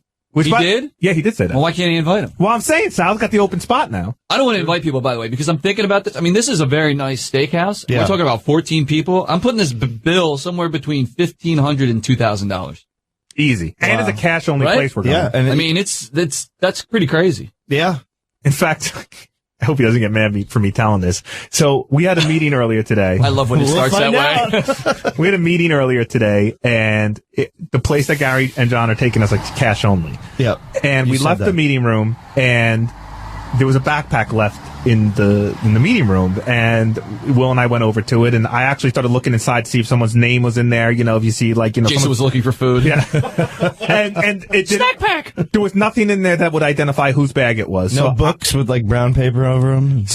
There was an envelope and there was a pair of headphones, and that was it. So I said to Will, should we bring this downstairs and ask whose bag this is? And Will's like, fucking leave it. Whoever left it up there, we'll figure it out and go get it. It was Gary's bag. And in that envelope was $1,500 in cash. You just left it there? Yeah. Jackpot. Holy shit. He got the bag back, obvious. Was there cameras in that room? Shit. Oh, yeah. But I mean, even so, I wouldn't put that bag. That bag wouldn't have survived up there an hour at this place. I don't think I've ever, what's the most amount of cash you've ever walked around with? Oh, for bookies? For anything? No, a lot. I've had like $5,000 in cash. Really? Yeah. Yeah. And are you scared walking around with that? Huh? Are you scared walking around with an envelope like that? That you lose it, misplace it, get stolen? Well, yeah, of course, because you're responsible for it, and God knows what happens if you lose something like that. I had to count $20,000 once. That's pretty awesome. At an Artie show. That's awesome. Clay, how much fucking long it took? $20,000. Oh, here we go. In Hundies. I don't know what's bigger, his mouth or his appetite. I was sitting back there. I was like, you can't fucking sneeze without Jason saying that. Did you say how much was in the bag? Yes. That's great. That's great. Listen, it's my complete fucking That means stupidity. he counted it. No, I told him. All right. Whenever Jason says, I don't know if he's going to care about this, he's going to fucking care about this. I'm in the back. I'm doing work. I'm going through messages. It's just I can't help it. The show's like one of those shows I don't want to listen to because I don't want to hear what I don't want to hear. Right. Yeah, Train wreck. but as long as you're here, thank you so much in advance for the dinner tonight. And John. And in fact, I got to say, this was John's idea, and it was sort of a little bit born out of laziness in the sense that, we're always running around, you're trying to get gifts for people, and then you get down to gift cards, and then that's sort of like, might as well just hand somebody cash after a gift card. And then John came up with this idea because he's like, hey, the guys don't get to go to a cool place like this a lot, and I was up for it. And I am sort of glad that it's happening now where it's sort of distanced from the hubbub of Christmas. Right. And so one of the things, and this is great that everyone's down here, is, hold on, real quick. Clay in New York, you had a question to Gary for the invite list. Yes, thank you. Back Office Radio, greatest show on 101. But I think the all-important question about, I'm sorry, but the all-important question about tonight's staff dinner is, will Doug Horowitz be going? Well, his name is Doug Horowitz. Who's Doug Horowitz? And the answer is no. I'll just answer for that. I mean, we John and I really contain this to the office. The people that we work with every day. Well, there was a question though. In the NCAA tournament, they had the last 4 in, last 4 out. But there has to be a name that was on the fence. There isn't because who did we leave out of the back office? I don't think you did. We invited Scott. It's Richard and Sal, Scott. It's well, you made the decision to invite Ronnie, so then you were opening up to but Ronnie's part of the daily back office, even though he drives Howard. When you talk about who's in the back office every day that we work with, and no Howard TV. No, we didn't go because Howard TV would have opened it up to 20 more people. Come on, Jason, we got to come up with a fucking name. No, I mean, John and I worked pretty hard on this, and so I think we're sort of Teflon mostly. I was talking to John about this, and he gave me the full invite list, and I go, I'm trying to start trouble here, and I can't because I agree with your list. I mean, I agree with it wholeheartedly. And I told you, we invited Tim after the fact for a very specific reason. John and I put the invite out. We didn't want to invite Tim because Tim would have insisted on either splitting it with us or paying for it, and we wanted it to be our gift. But we wanted to invite Tim to be our guest because he's our boss. And then Tim, because Tim is a very, very generous guy. Very. And once Gary and John said, listen, this is our gift and you could come as our guest, but we don't want you paying for it, Tim just splurged for a limo. He's like, okay, I'll get a limo and we'll all go. Nice. What's up, John Hein? I'm concerned about the seating for tonight. Why? He's been talking about this all week. Who, John? Because he wants to be next to the rabbit eaters. No, they just did construction. The floor will hold Jason. No. Because, the two people I don't want to sit near are Jason. Right, food. No, for other reasons. Oh. No, for that. And Tim, because Tim is coming off of his juicing. 21 There's going to be a days. hurricane in there. He's going to, so I don't want to make Tim. sure that there's enough steak. You know what I mean? And the other thing, His stomach's the size of a walnut. Hold on a second. Yes, John, I know what you mean. The other thing that's going on tonight is, I got to tell you, I'm going to drink tonight to the point where I took the train in this morning, and I'm going to take a car home from Brooklyn. So if I'm drinking, I think everybody's going to drink, and Tim's going to drink. And if Tim's going to drink, that means there's always a chance of a fire extinguisher being let off. Exactly. I not anybody in this room, or maybe, but at least 5 to 6 people have come up to me asking if I'm bringing pot tonight, and not because they're wondering if I'm going to smoke, but they're like, "You're bringing pot, right?" And I'm like, "No, I'm not smoking for you." Yeah, but still, can you bring it for me? We're gonna get there at 7 and be kicked out by 7:15. I feel like. So, John, I want to be seated next to the rarest steak. That's all I'm asking. Yeah, how do you like yours? How do you take yours? Medium rare, right? Medium rare, but the place we're going, the medium is closer to medium rare. Okay. So but that's good, Jason. You and I aren't going to eat the same kind of steak. Who, Gary? What are you? Medium rare guy? I'm medium rare. Okay, Good. So sit me next to Gary. What about you? I don't know about you, Medium. Will. I like a little pink. Will's not going to eat anything. No, I was thinking about getting the salmon and maybe a nice salad. Brown rice. I'm actually thinking about the shrimp. Will pissed me off so much with this. We're going to a steak place, and he's talking about getting salmon and all Okay, that John, stuff. It's delicious. Thank you. To turn this into the fast food show for 1 second, Okay. what is worse, me getting a cheeseburger at Nathan's or Will getting a salmon at the place we're going tonight? They're comparable, but a cheeseburger at Nathan's, I think, is worse than Wow. You can't go to the great hot dog place and get a cheeseburger. Come on, Jason, you know Broken that. one of the rules. So in John's world, and I love it, it's get the processed leftover meat at Nathan's over the prime meat that we were be getting at this Nathan's place. Priorities. If you're in Coney Island, yes. Who will get the credit? Gary's already kind of thrown his own name out there. Well, Who's I'm going going to to get the crazy? drink. I'm not going to get stupid. Yeah, who's going to be at most out of control tonight? Ronnie Mund. Ooh, Really? that was a name that I had not considered. I think Ronnie's Over gonna- Tim. Tim coming off that fast and in the limo, and Tim's going to be dangerous, no doubt about it. As long as he's not sitting near me, I'm good with it. We're already packing the limo. I love it. You know, I was, a few days ago, I started to feel a little self-conscious because I'm like, I know everyone's going to be looking at what I'm eating. But at this point, I'm hungry and so excited, I don't care. We don't want to I watch want you to eat. do the Dominic Barber steak for 2 for 1, please. We're going to be getting a lot of meat. The limo's down there already? It should be soon. Ooh. You guys got to wrap this up soon. I mean, so we can get over that. And this is so exciting, Will. And I'm glad you're here for this, Gary. This is so exciting to be able to go enjoy a nice dinner with John, because John is a picky motherfucking eater. And a couple years ago, Gary had us up by his ski cabin, and he goes, "Guys, there's only 2 places I know to go eat around here that are anything good. There's a really nice Italian restaurant, and there's that some has like bands, and it's like a cool place. Yeah, cool place, and it's nice. And then there's like some bar that serves burgers. So you and I were like, let's go to the Italian place. Yeah. Let's live it up." John goes, "I don't like pasta. I don't eat pasta. I don't like pasta." I don't do that. You want to go to an Italian place in the middle of upstate New York or everywhere. It's really good. You have to take my word. The guy hosts a food show, and he doesn't eat food. Yeah, where do you think all the mafia guys went? I think we told the story on the air, but I can't remember. John comes out to L.A. with me. We go to do Don't Forget the Lyrics, and John is my lifeline, whatever you want to call it. So the whole way out there, at this point, John and I have been working together a little bit, but I don't know his weird eating habits. So I'm like, I love sushi. I'm going to my favorite sushi place. Go to my favorite sushi place. So we go there. John goes there, doesn't say a word. And there's like 6 of us, and we just start ordering. So John ends up ordering these like little chicken skewers on a stick, and I'm ordering sake and everything. And then the bill comes, and it's like a lot of money. Yeah. And all John has had is a chicken skewer. Right. And I felt so bad. And I said, "What's the problem? What happened?" He goes, "I hate fish." I go, "Why did you say something?" He goes, "You were so excited about going." I don't hate fish. I hate sushi. The thing that John got away with, by the way, that we never brought up to Howard, was that he ate McDonald's before the holiday party. Oh yeah, I forgot. I don't know how you got away with that. Yeah, I guess I didn't. Thanks, Will. but John, why would Teddy pull that for Monday? For you, was there nothing at the holiday party? Like for me, I dream of the holiday party 2 weeks in advance about the shrimp and the crabs and the sushi. It's just not my kind of food, and plus, I'd rather not deal with. There's a long line to wait for the food, and it's served later. So for diabetic reasons as well, I. Timing. By the way, prime rib there, John. By the way, there's nothing better than when John and I travel together. He calls it playing the diabetic card. He never will. I will. So we were like in Vegas, and I go, "How much longer? Because my friend's diabetic." I like that. It's a good card to play. Yeah, I'll play it tonight. Brian in Long Island, welcome to Back Office Radio.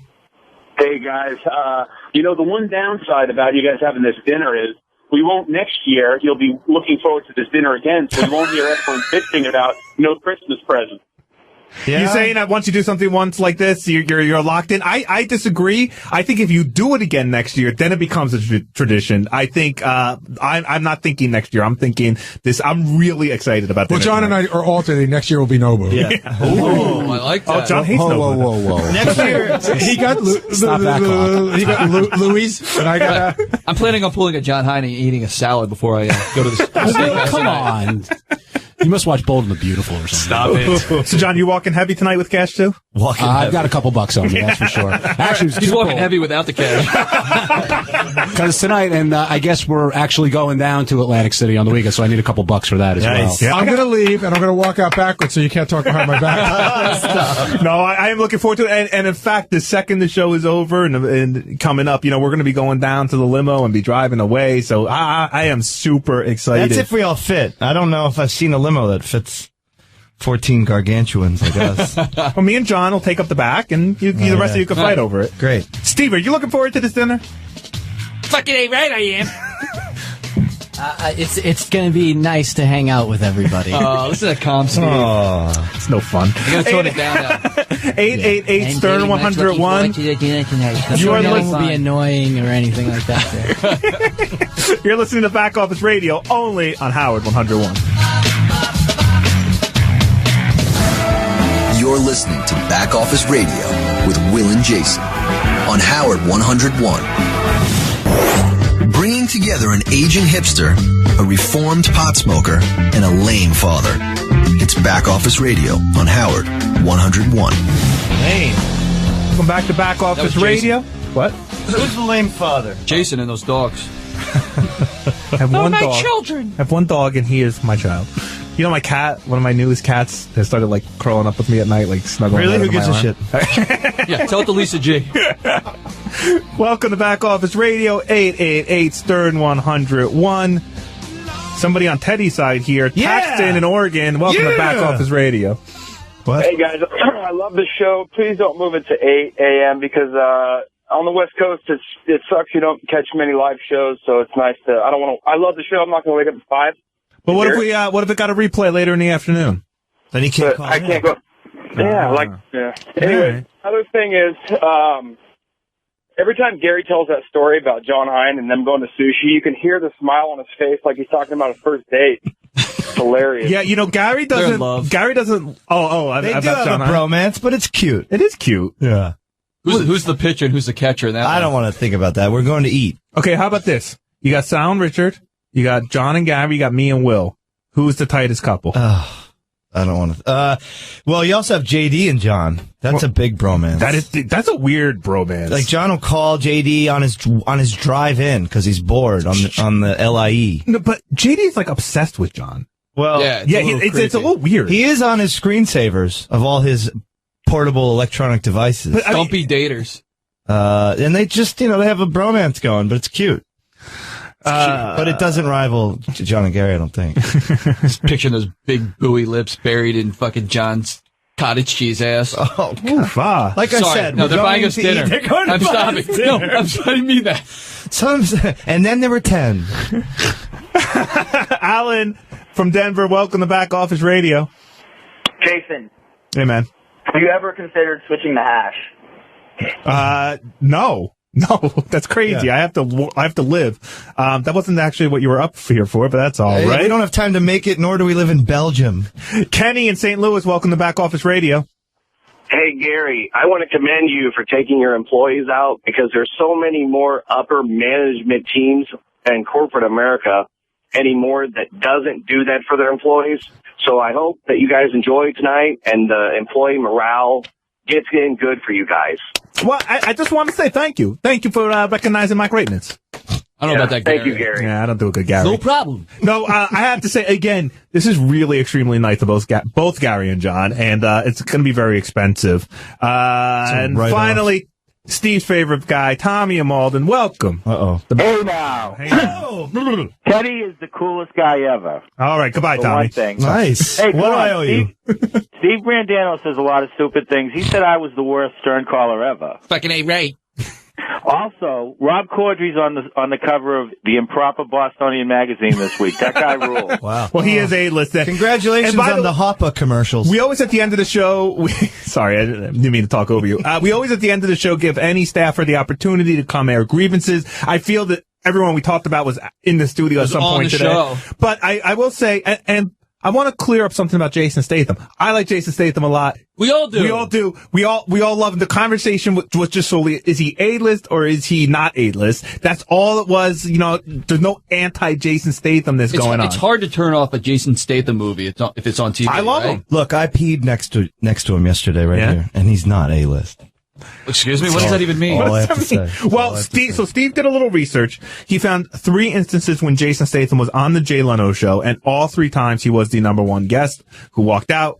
Who were the other people? Well, show number 1, he was out before Melissa McCarthy. Show number 2, he was out before Michelle Bachmann. So for whatever that's worth, and show number 3, I've never heard of the people he was on with. So for whatever that's worth, I'll give Steve his props. I will concede that he has been first on some talk shows. I didn't even think he had. Melissa McCarthy before Bridesmaids or after? She's a slow walker, too. Exactly. She probably just passed her. It was January of 11. So I bet you it was to promote Bridesmaids. So maybe it was before she was the big star she is Literally. now. What do we got? We got to do douche of the week, too, yet. We do. Chris in Arizona, welcome to Back Office Radio. Who do you think should win douche of the week?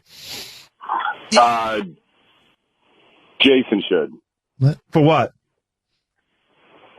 You really caught me off guard there, so I really just said it. Why don't you, we'll put you on hold. You Well, think okay, about what it. did you want to call in about? Because you didn't call in for douche of the week.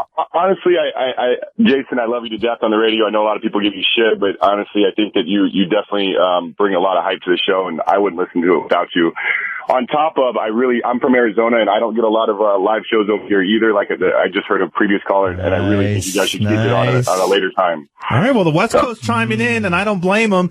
We're on at 8 a.m. on the East Coast. We're on at 5 a.m. on the West Coast. It's not convenient for everybody. All That's right. That was my argument. I named Sequoia. Will named Scott DePace. Teddy named John Lieberman. Yeah. Normally during the break we discuss who should win. I don't think we discussed it. I had to go piss. On the fly. I am going to say... On the count of 3, everybody say it. Okay.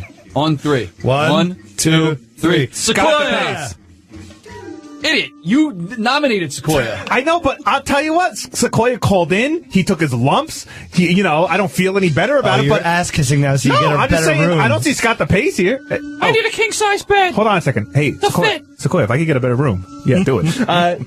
I'm fine with naming Sequoia douche of the week, by the way, if I'm being outvoted. That's fine. I have no issue with that since I don't know. I've never seen Will. I haven't seen Will that angry since I put him through a picnic table. No, I beat your ass, pussy. Either way, Pictures fucking prove it. I would say DePace. One thing I heard him say in that argument, it was Jason chimed in and went, "Oh, well, I guess you're just perfect." And he went, "That's right, I am." No. Well, that's why we're all jealous of him. As his bald head was shining, I was like, he's sitting there trying to say he's perfect. Can I tell you something Scott said to me? He tried to take credit, and this is so ridiculous. He tried to take credit for me dressing better because he dresses nice at work. Oh, please. Scott does? Yes, that's what he said. He looks like the Land's End catalog took He a dresses shit. like a picnic table. Yeah. He looks like I'm the size of one, and he dresses like one. Looks like an LL Bean catalog after it got run over. All right, I'll tell you what. Let's do a duel. Both Sequoia and Scott the Pace are our douche of the week. Congratulations, co-owners to that. Will, big week of show coming up. Anyone we should be excited about? Any bits coming up we should be excited about? I think the big guest next week is Tommy Mottola, which is pretty cool. Mariah Carey's ex. He's a badass, man. You do not want to say the wrong thing about that man. Tommy from Malden? No. That would be worst guest of the year. Hey, let's do a little news here for a second. So I know everyone in the world is making this big deal about Beyonce lip syncing to her own voice at the inauguration. I don't see what the big deal is. Right. I don't understand. She sang live to track. She was singing live outside. It's not like she's not Milli Vanilli. She wasn't singing to somebody else's voice. She went in like Whitney Houston did at the Super Bowl. She sang live, and then I don't know, am I crazy? The New York Post is making it sound like she's a terrorist. It was so funny. Stephen Colbert did a funny joke about that the other night. He said, I am outraged that Beyonce would lip sync at the inauguration. Now, somebody please tell me why I am outraged. Exactly. We all know Beyonce can sing. I mean, it's just weird to me that this even became a story. Well, people just want reasons to hate them. People like Scott the Pace are looking, they're reaching for anything right now, Republican. Hey, don't forget to give us a call on our voicemail. Give us your best impression of us, of Steve, of anybody that we've had on the show. 347-781-4335 is our voicemail. And I'd ask you, usually this is the part of the show where I ask everyone's weekend plans. Well, but that's a good point, because I'm assuming that we're all going to get knocked out of this poker tournament in like 20 minutes. Right. So then what are we doing first? Maybe you. Hitting the craps table, right? I'm going all in firsthand. I would love to go hit the craps table. I've become a fan of craps since I learned it a month ago, especially if a bunch of us can do it. Yeah. But I'm legitimately concerned. I don't have a lot of money to gamble with. I got you, brother. A couple hundred, maybe? Yeah, that's all 300 tops. How much were you looking to spend? That's all I'm looking to spend. Well, John Hine, Mr. Millionaire, was like, I'm going to gamble for 18 straight hours. Yeah, well, there you he's go. a serious gambler. Stand next to him. He'll throw you some chips. There's no way you can lose with that. 1, 2, 3, win! No, win. It was 1, 2, 3, win. Yeah. Fun. I mixed it up. Fun. 1, 2, 3. Oh, excuse me, you can't roll the dice like that. This is bullshit. That's when the guy leaves. Oh, great. The special people are here today. So if you are a Howard Stern Show fan, you're a fan of us nudniks in the back, we will be at the block party at Harrah's. It'll be fun. We'll have a good time. Come buy us a free drink. If you're at my poker table, the bounty I will be bringing will be Sequoia's original emails to us, both of them, as heard about so much on this show in the news. What are you bringing, Ted? Is your, what is it, piece of memorabilia? I'm going to shave off some of Jason's neck hair. Hey! That could be valuable. Mm-hmm. So seriously, what are you going to bring? And then they can clone him. I got something out of Glom. I think it's a hockey jersey that Gary threw out. Yeah. Will, what are you bringing as your bounty? My baby. Awesome. Is that wrong? No, I'm it's sorry. great. Yeah.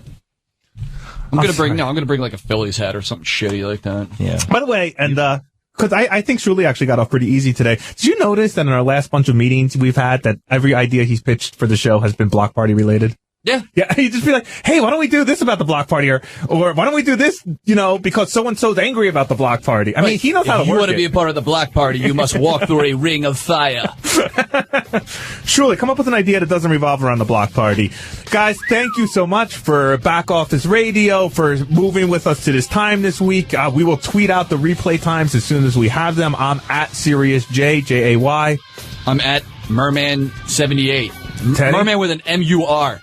Not like the gay at fish. Ted Microphone. Hey, now we're going. You're on Twitter, right? I'm getting close to 450. Yeah, baby. Let me tell you something. Big things going on. If you're a hockey fan, follow Al because he's one of the only people I know that actually tweets about hockey. Yep. You excited? Who's your team, Al? Rangers. Yeah, it's big Rangers guy. You know we're out of topics if we're talking fucking hockey. This is called stretching it. This is stretching it right here. Guys, thank you for joining us once again on Howard 101 for Back Office Radio. I'm Jason Kaplan. Kaplan out. I love you. Will out. Ted. What was it? Me. We still on?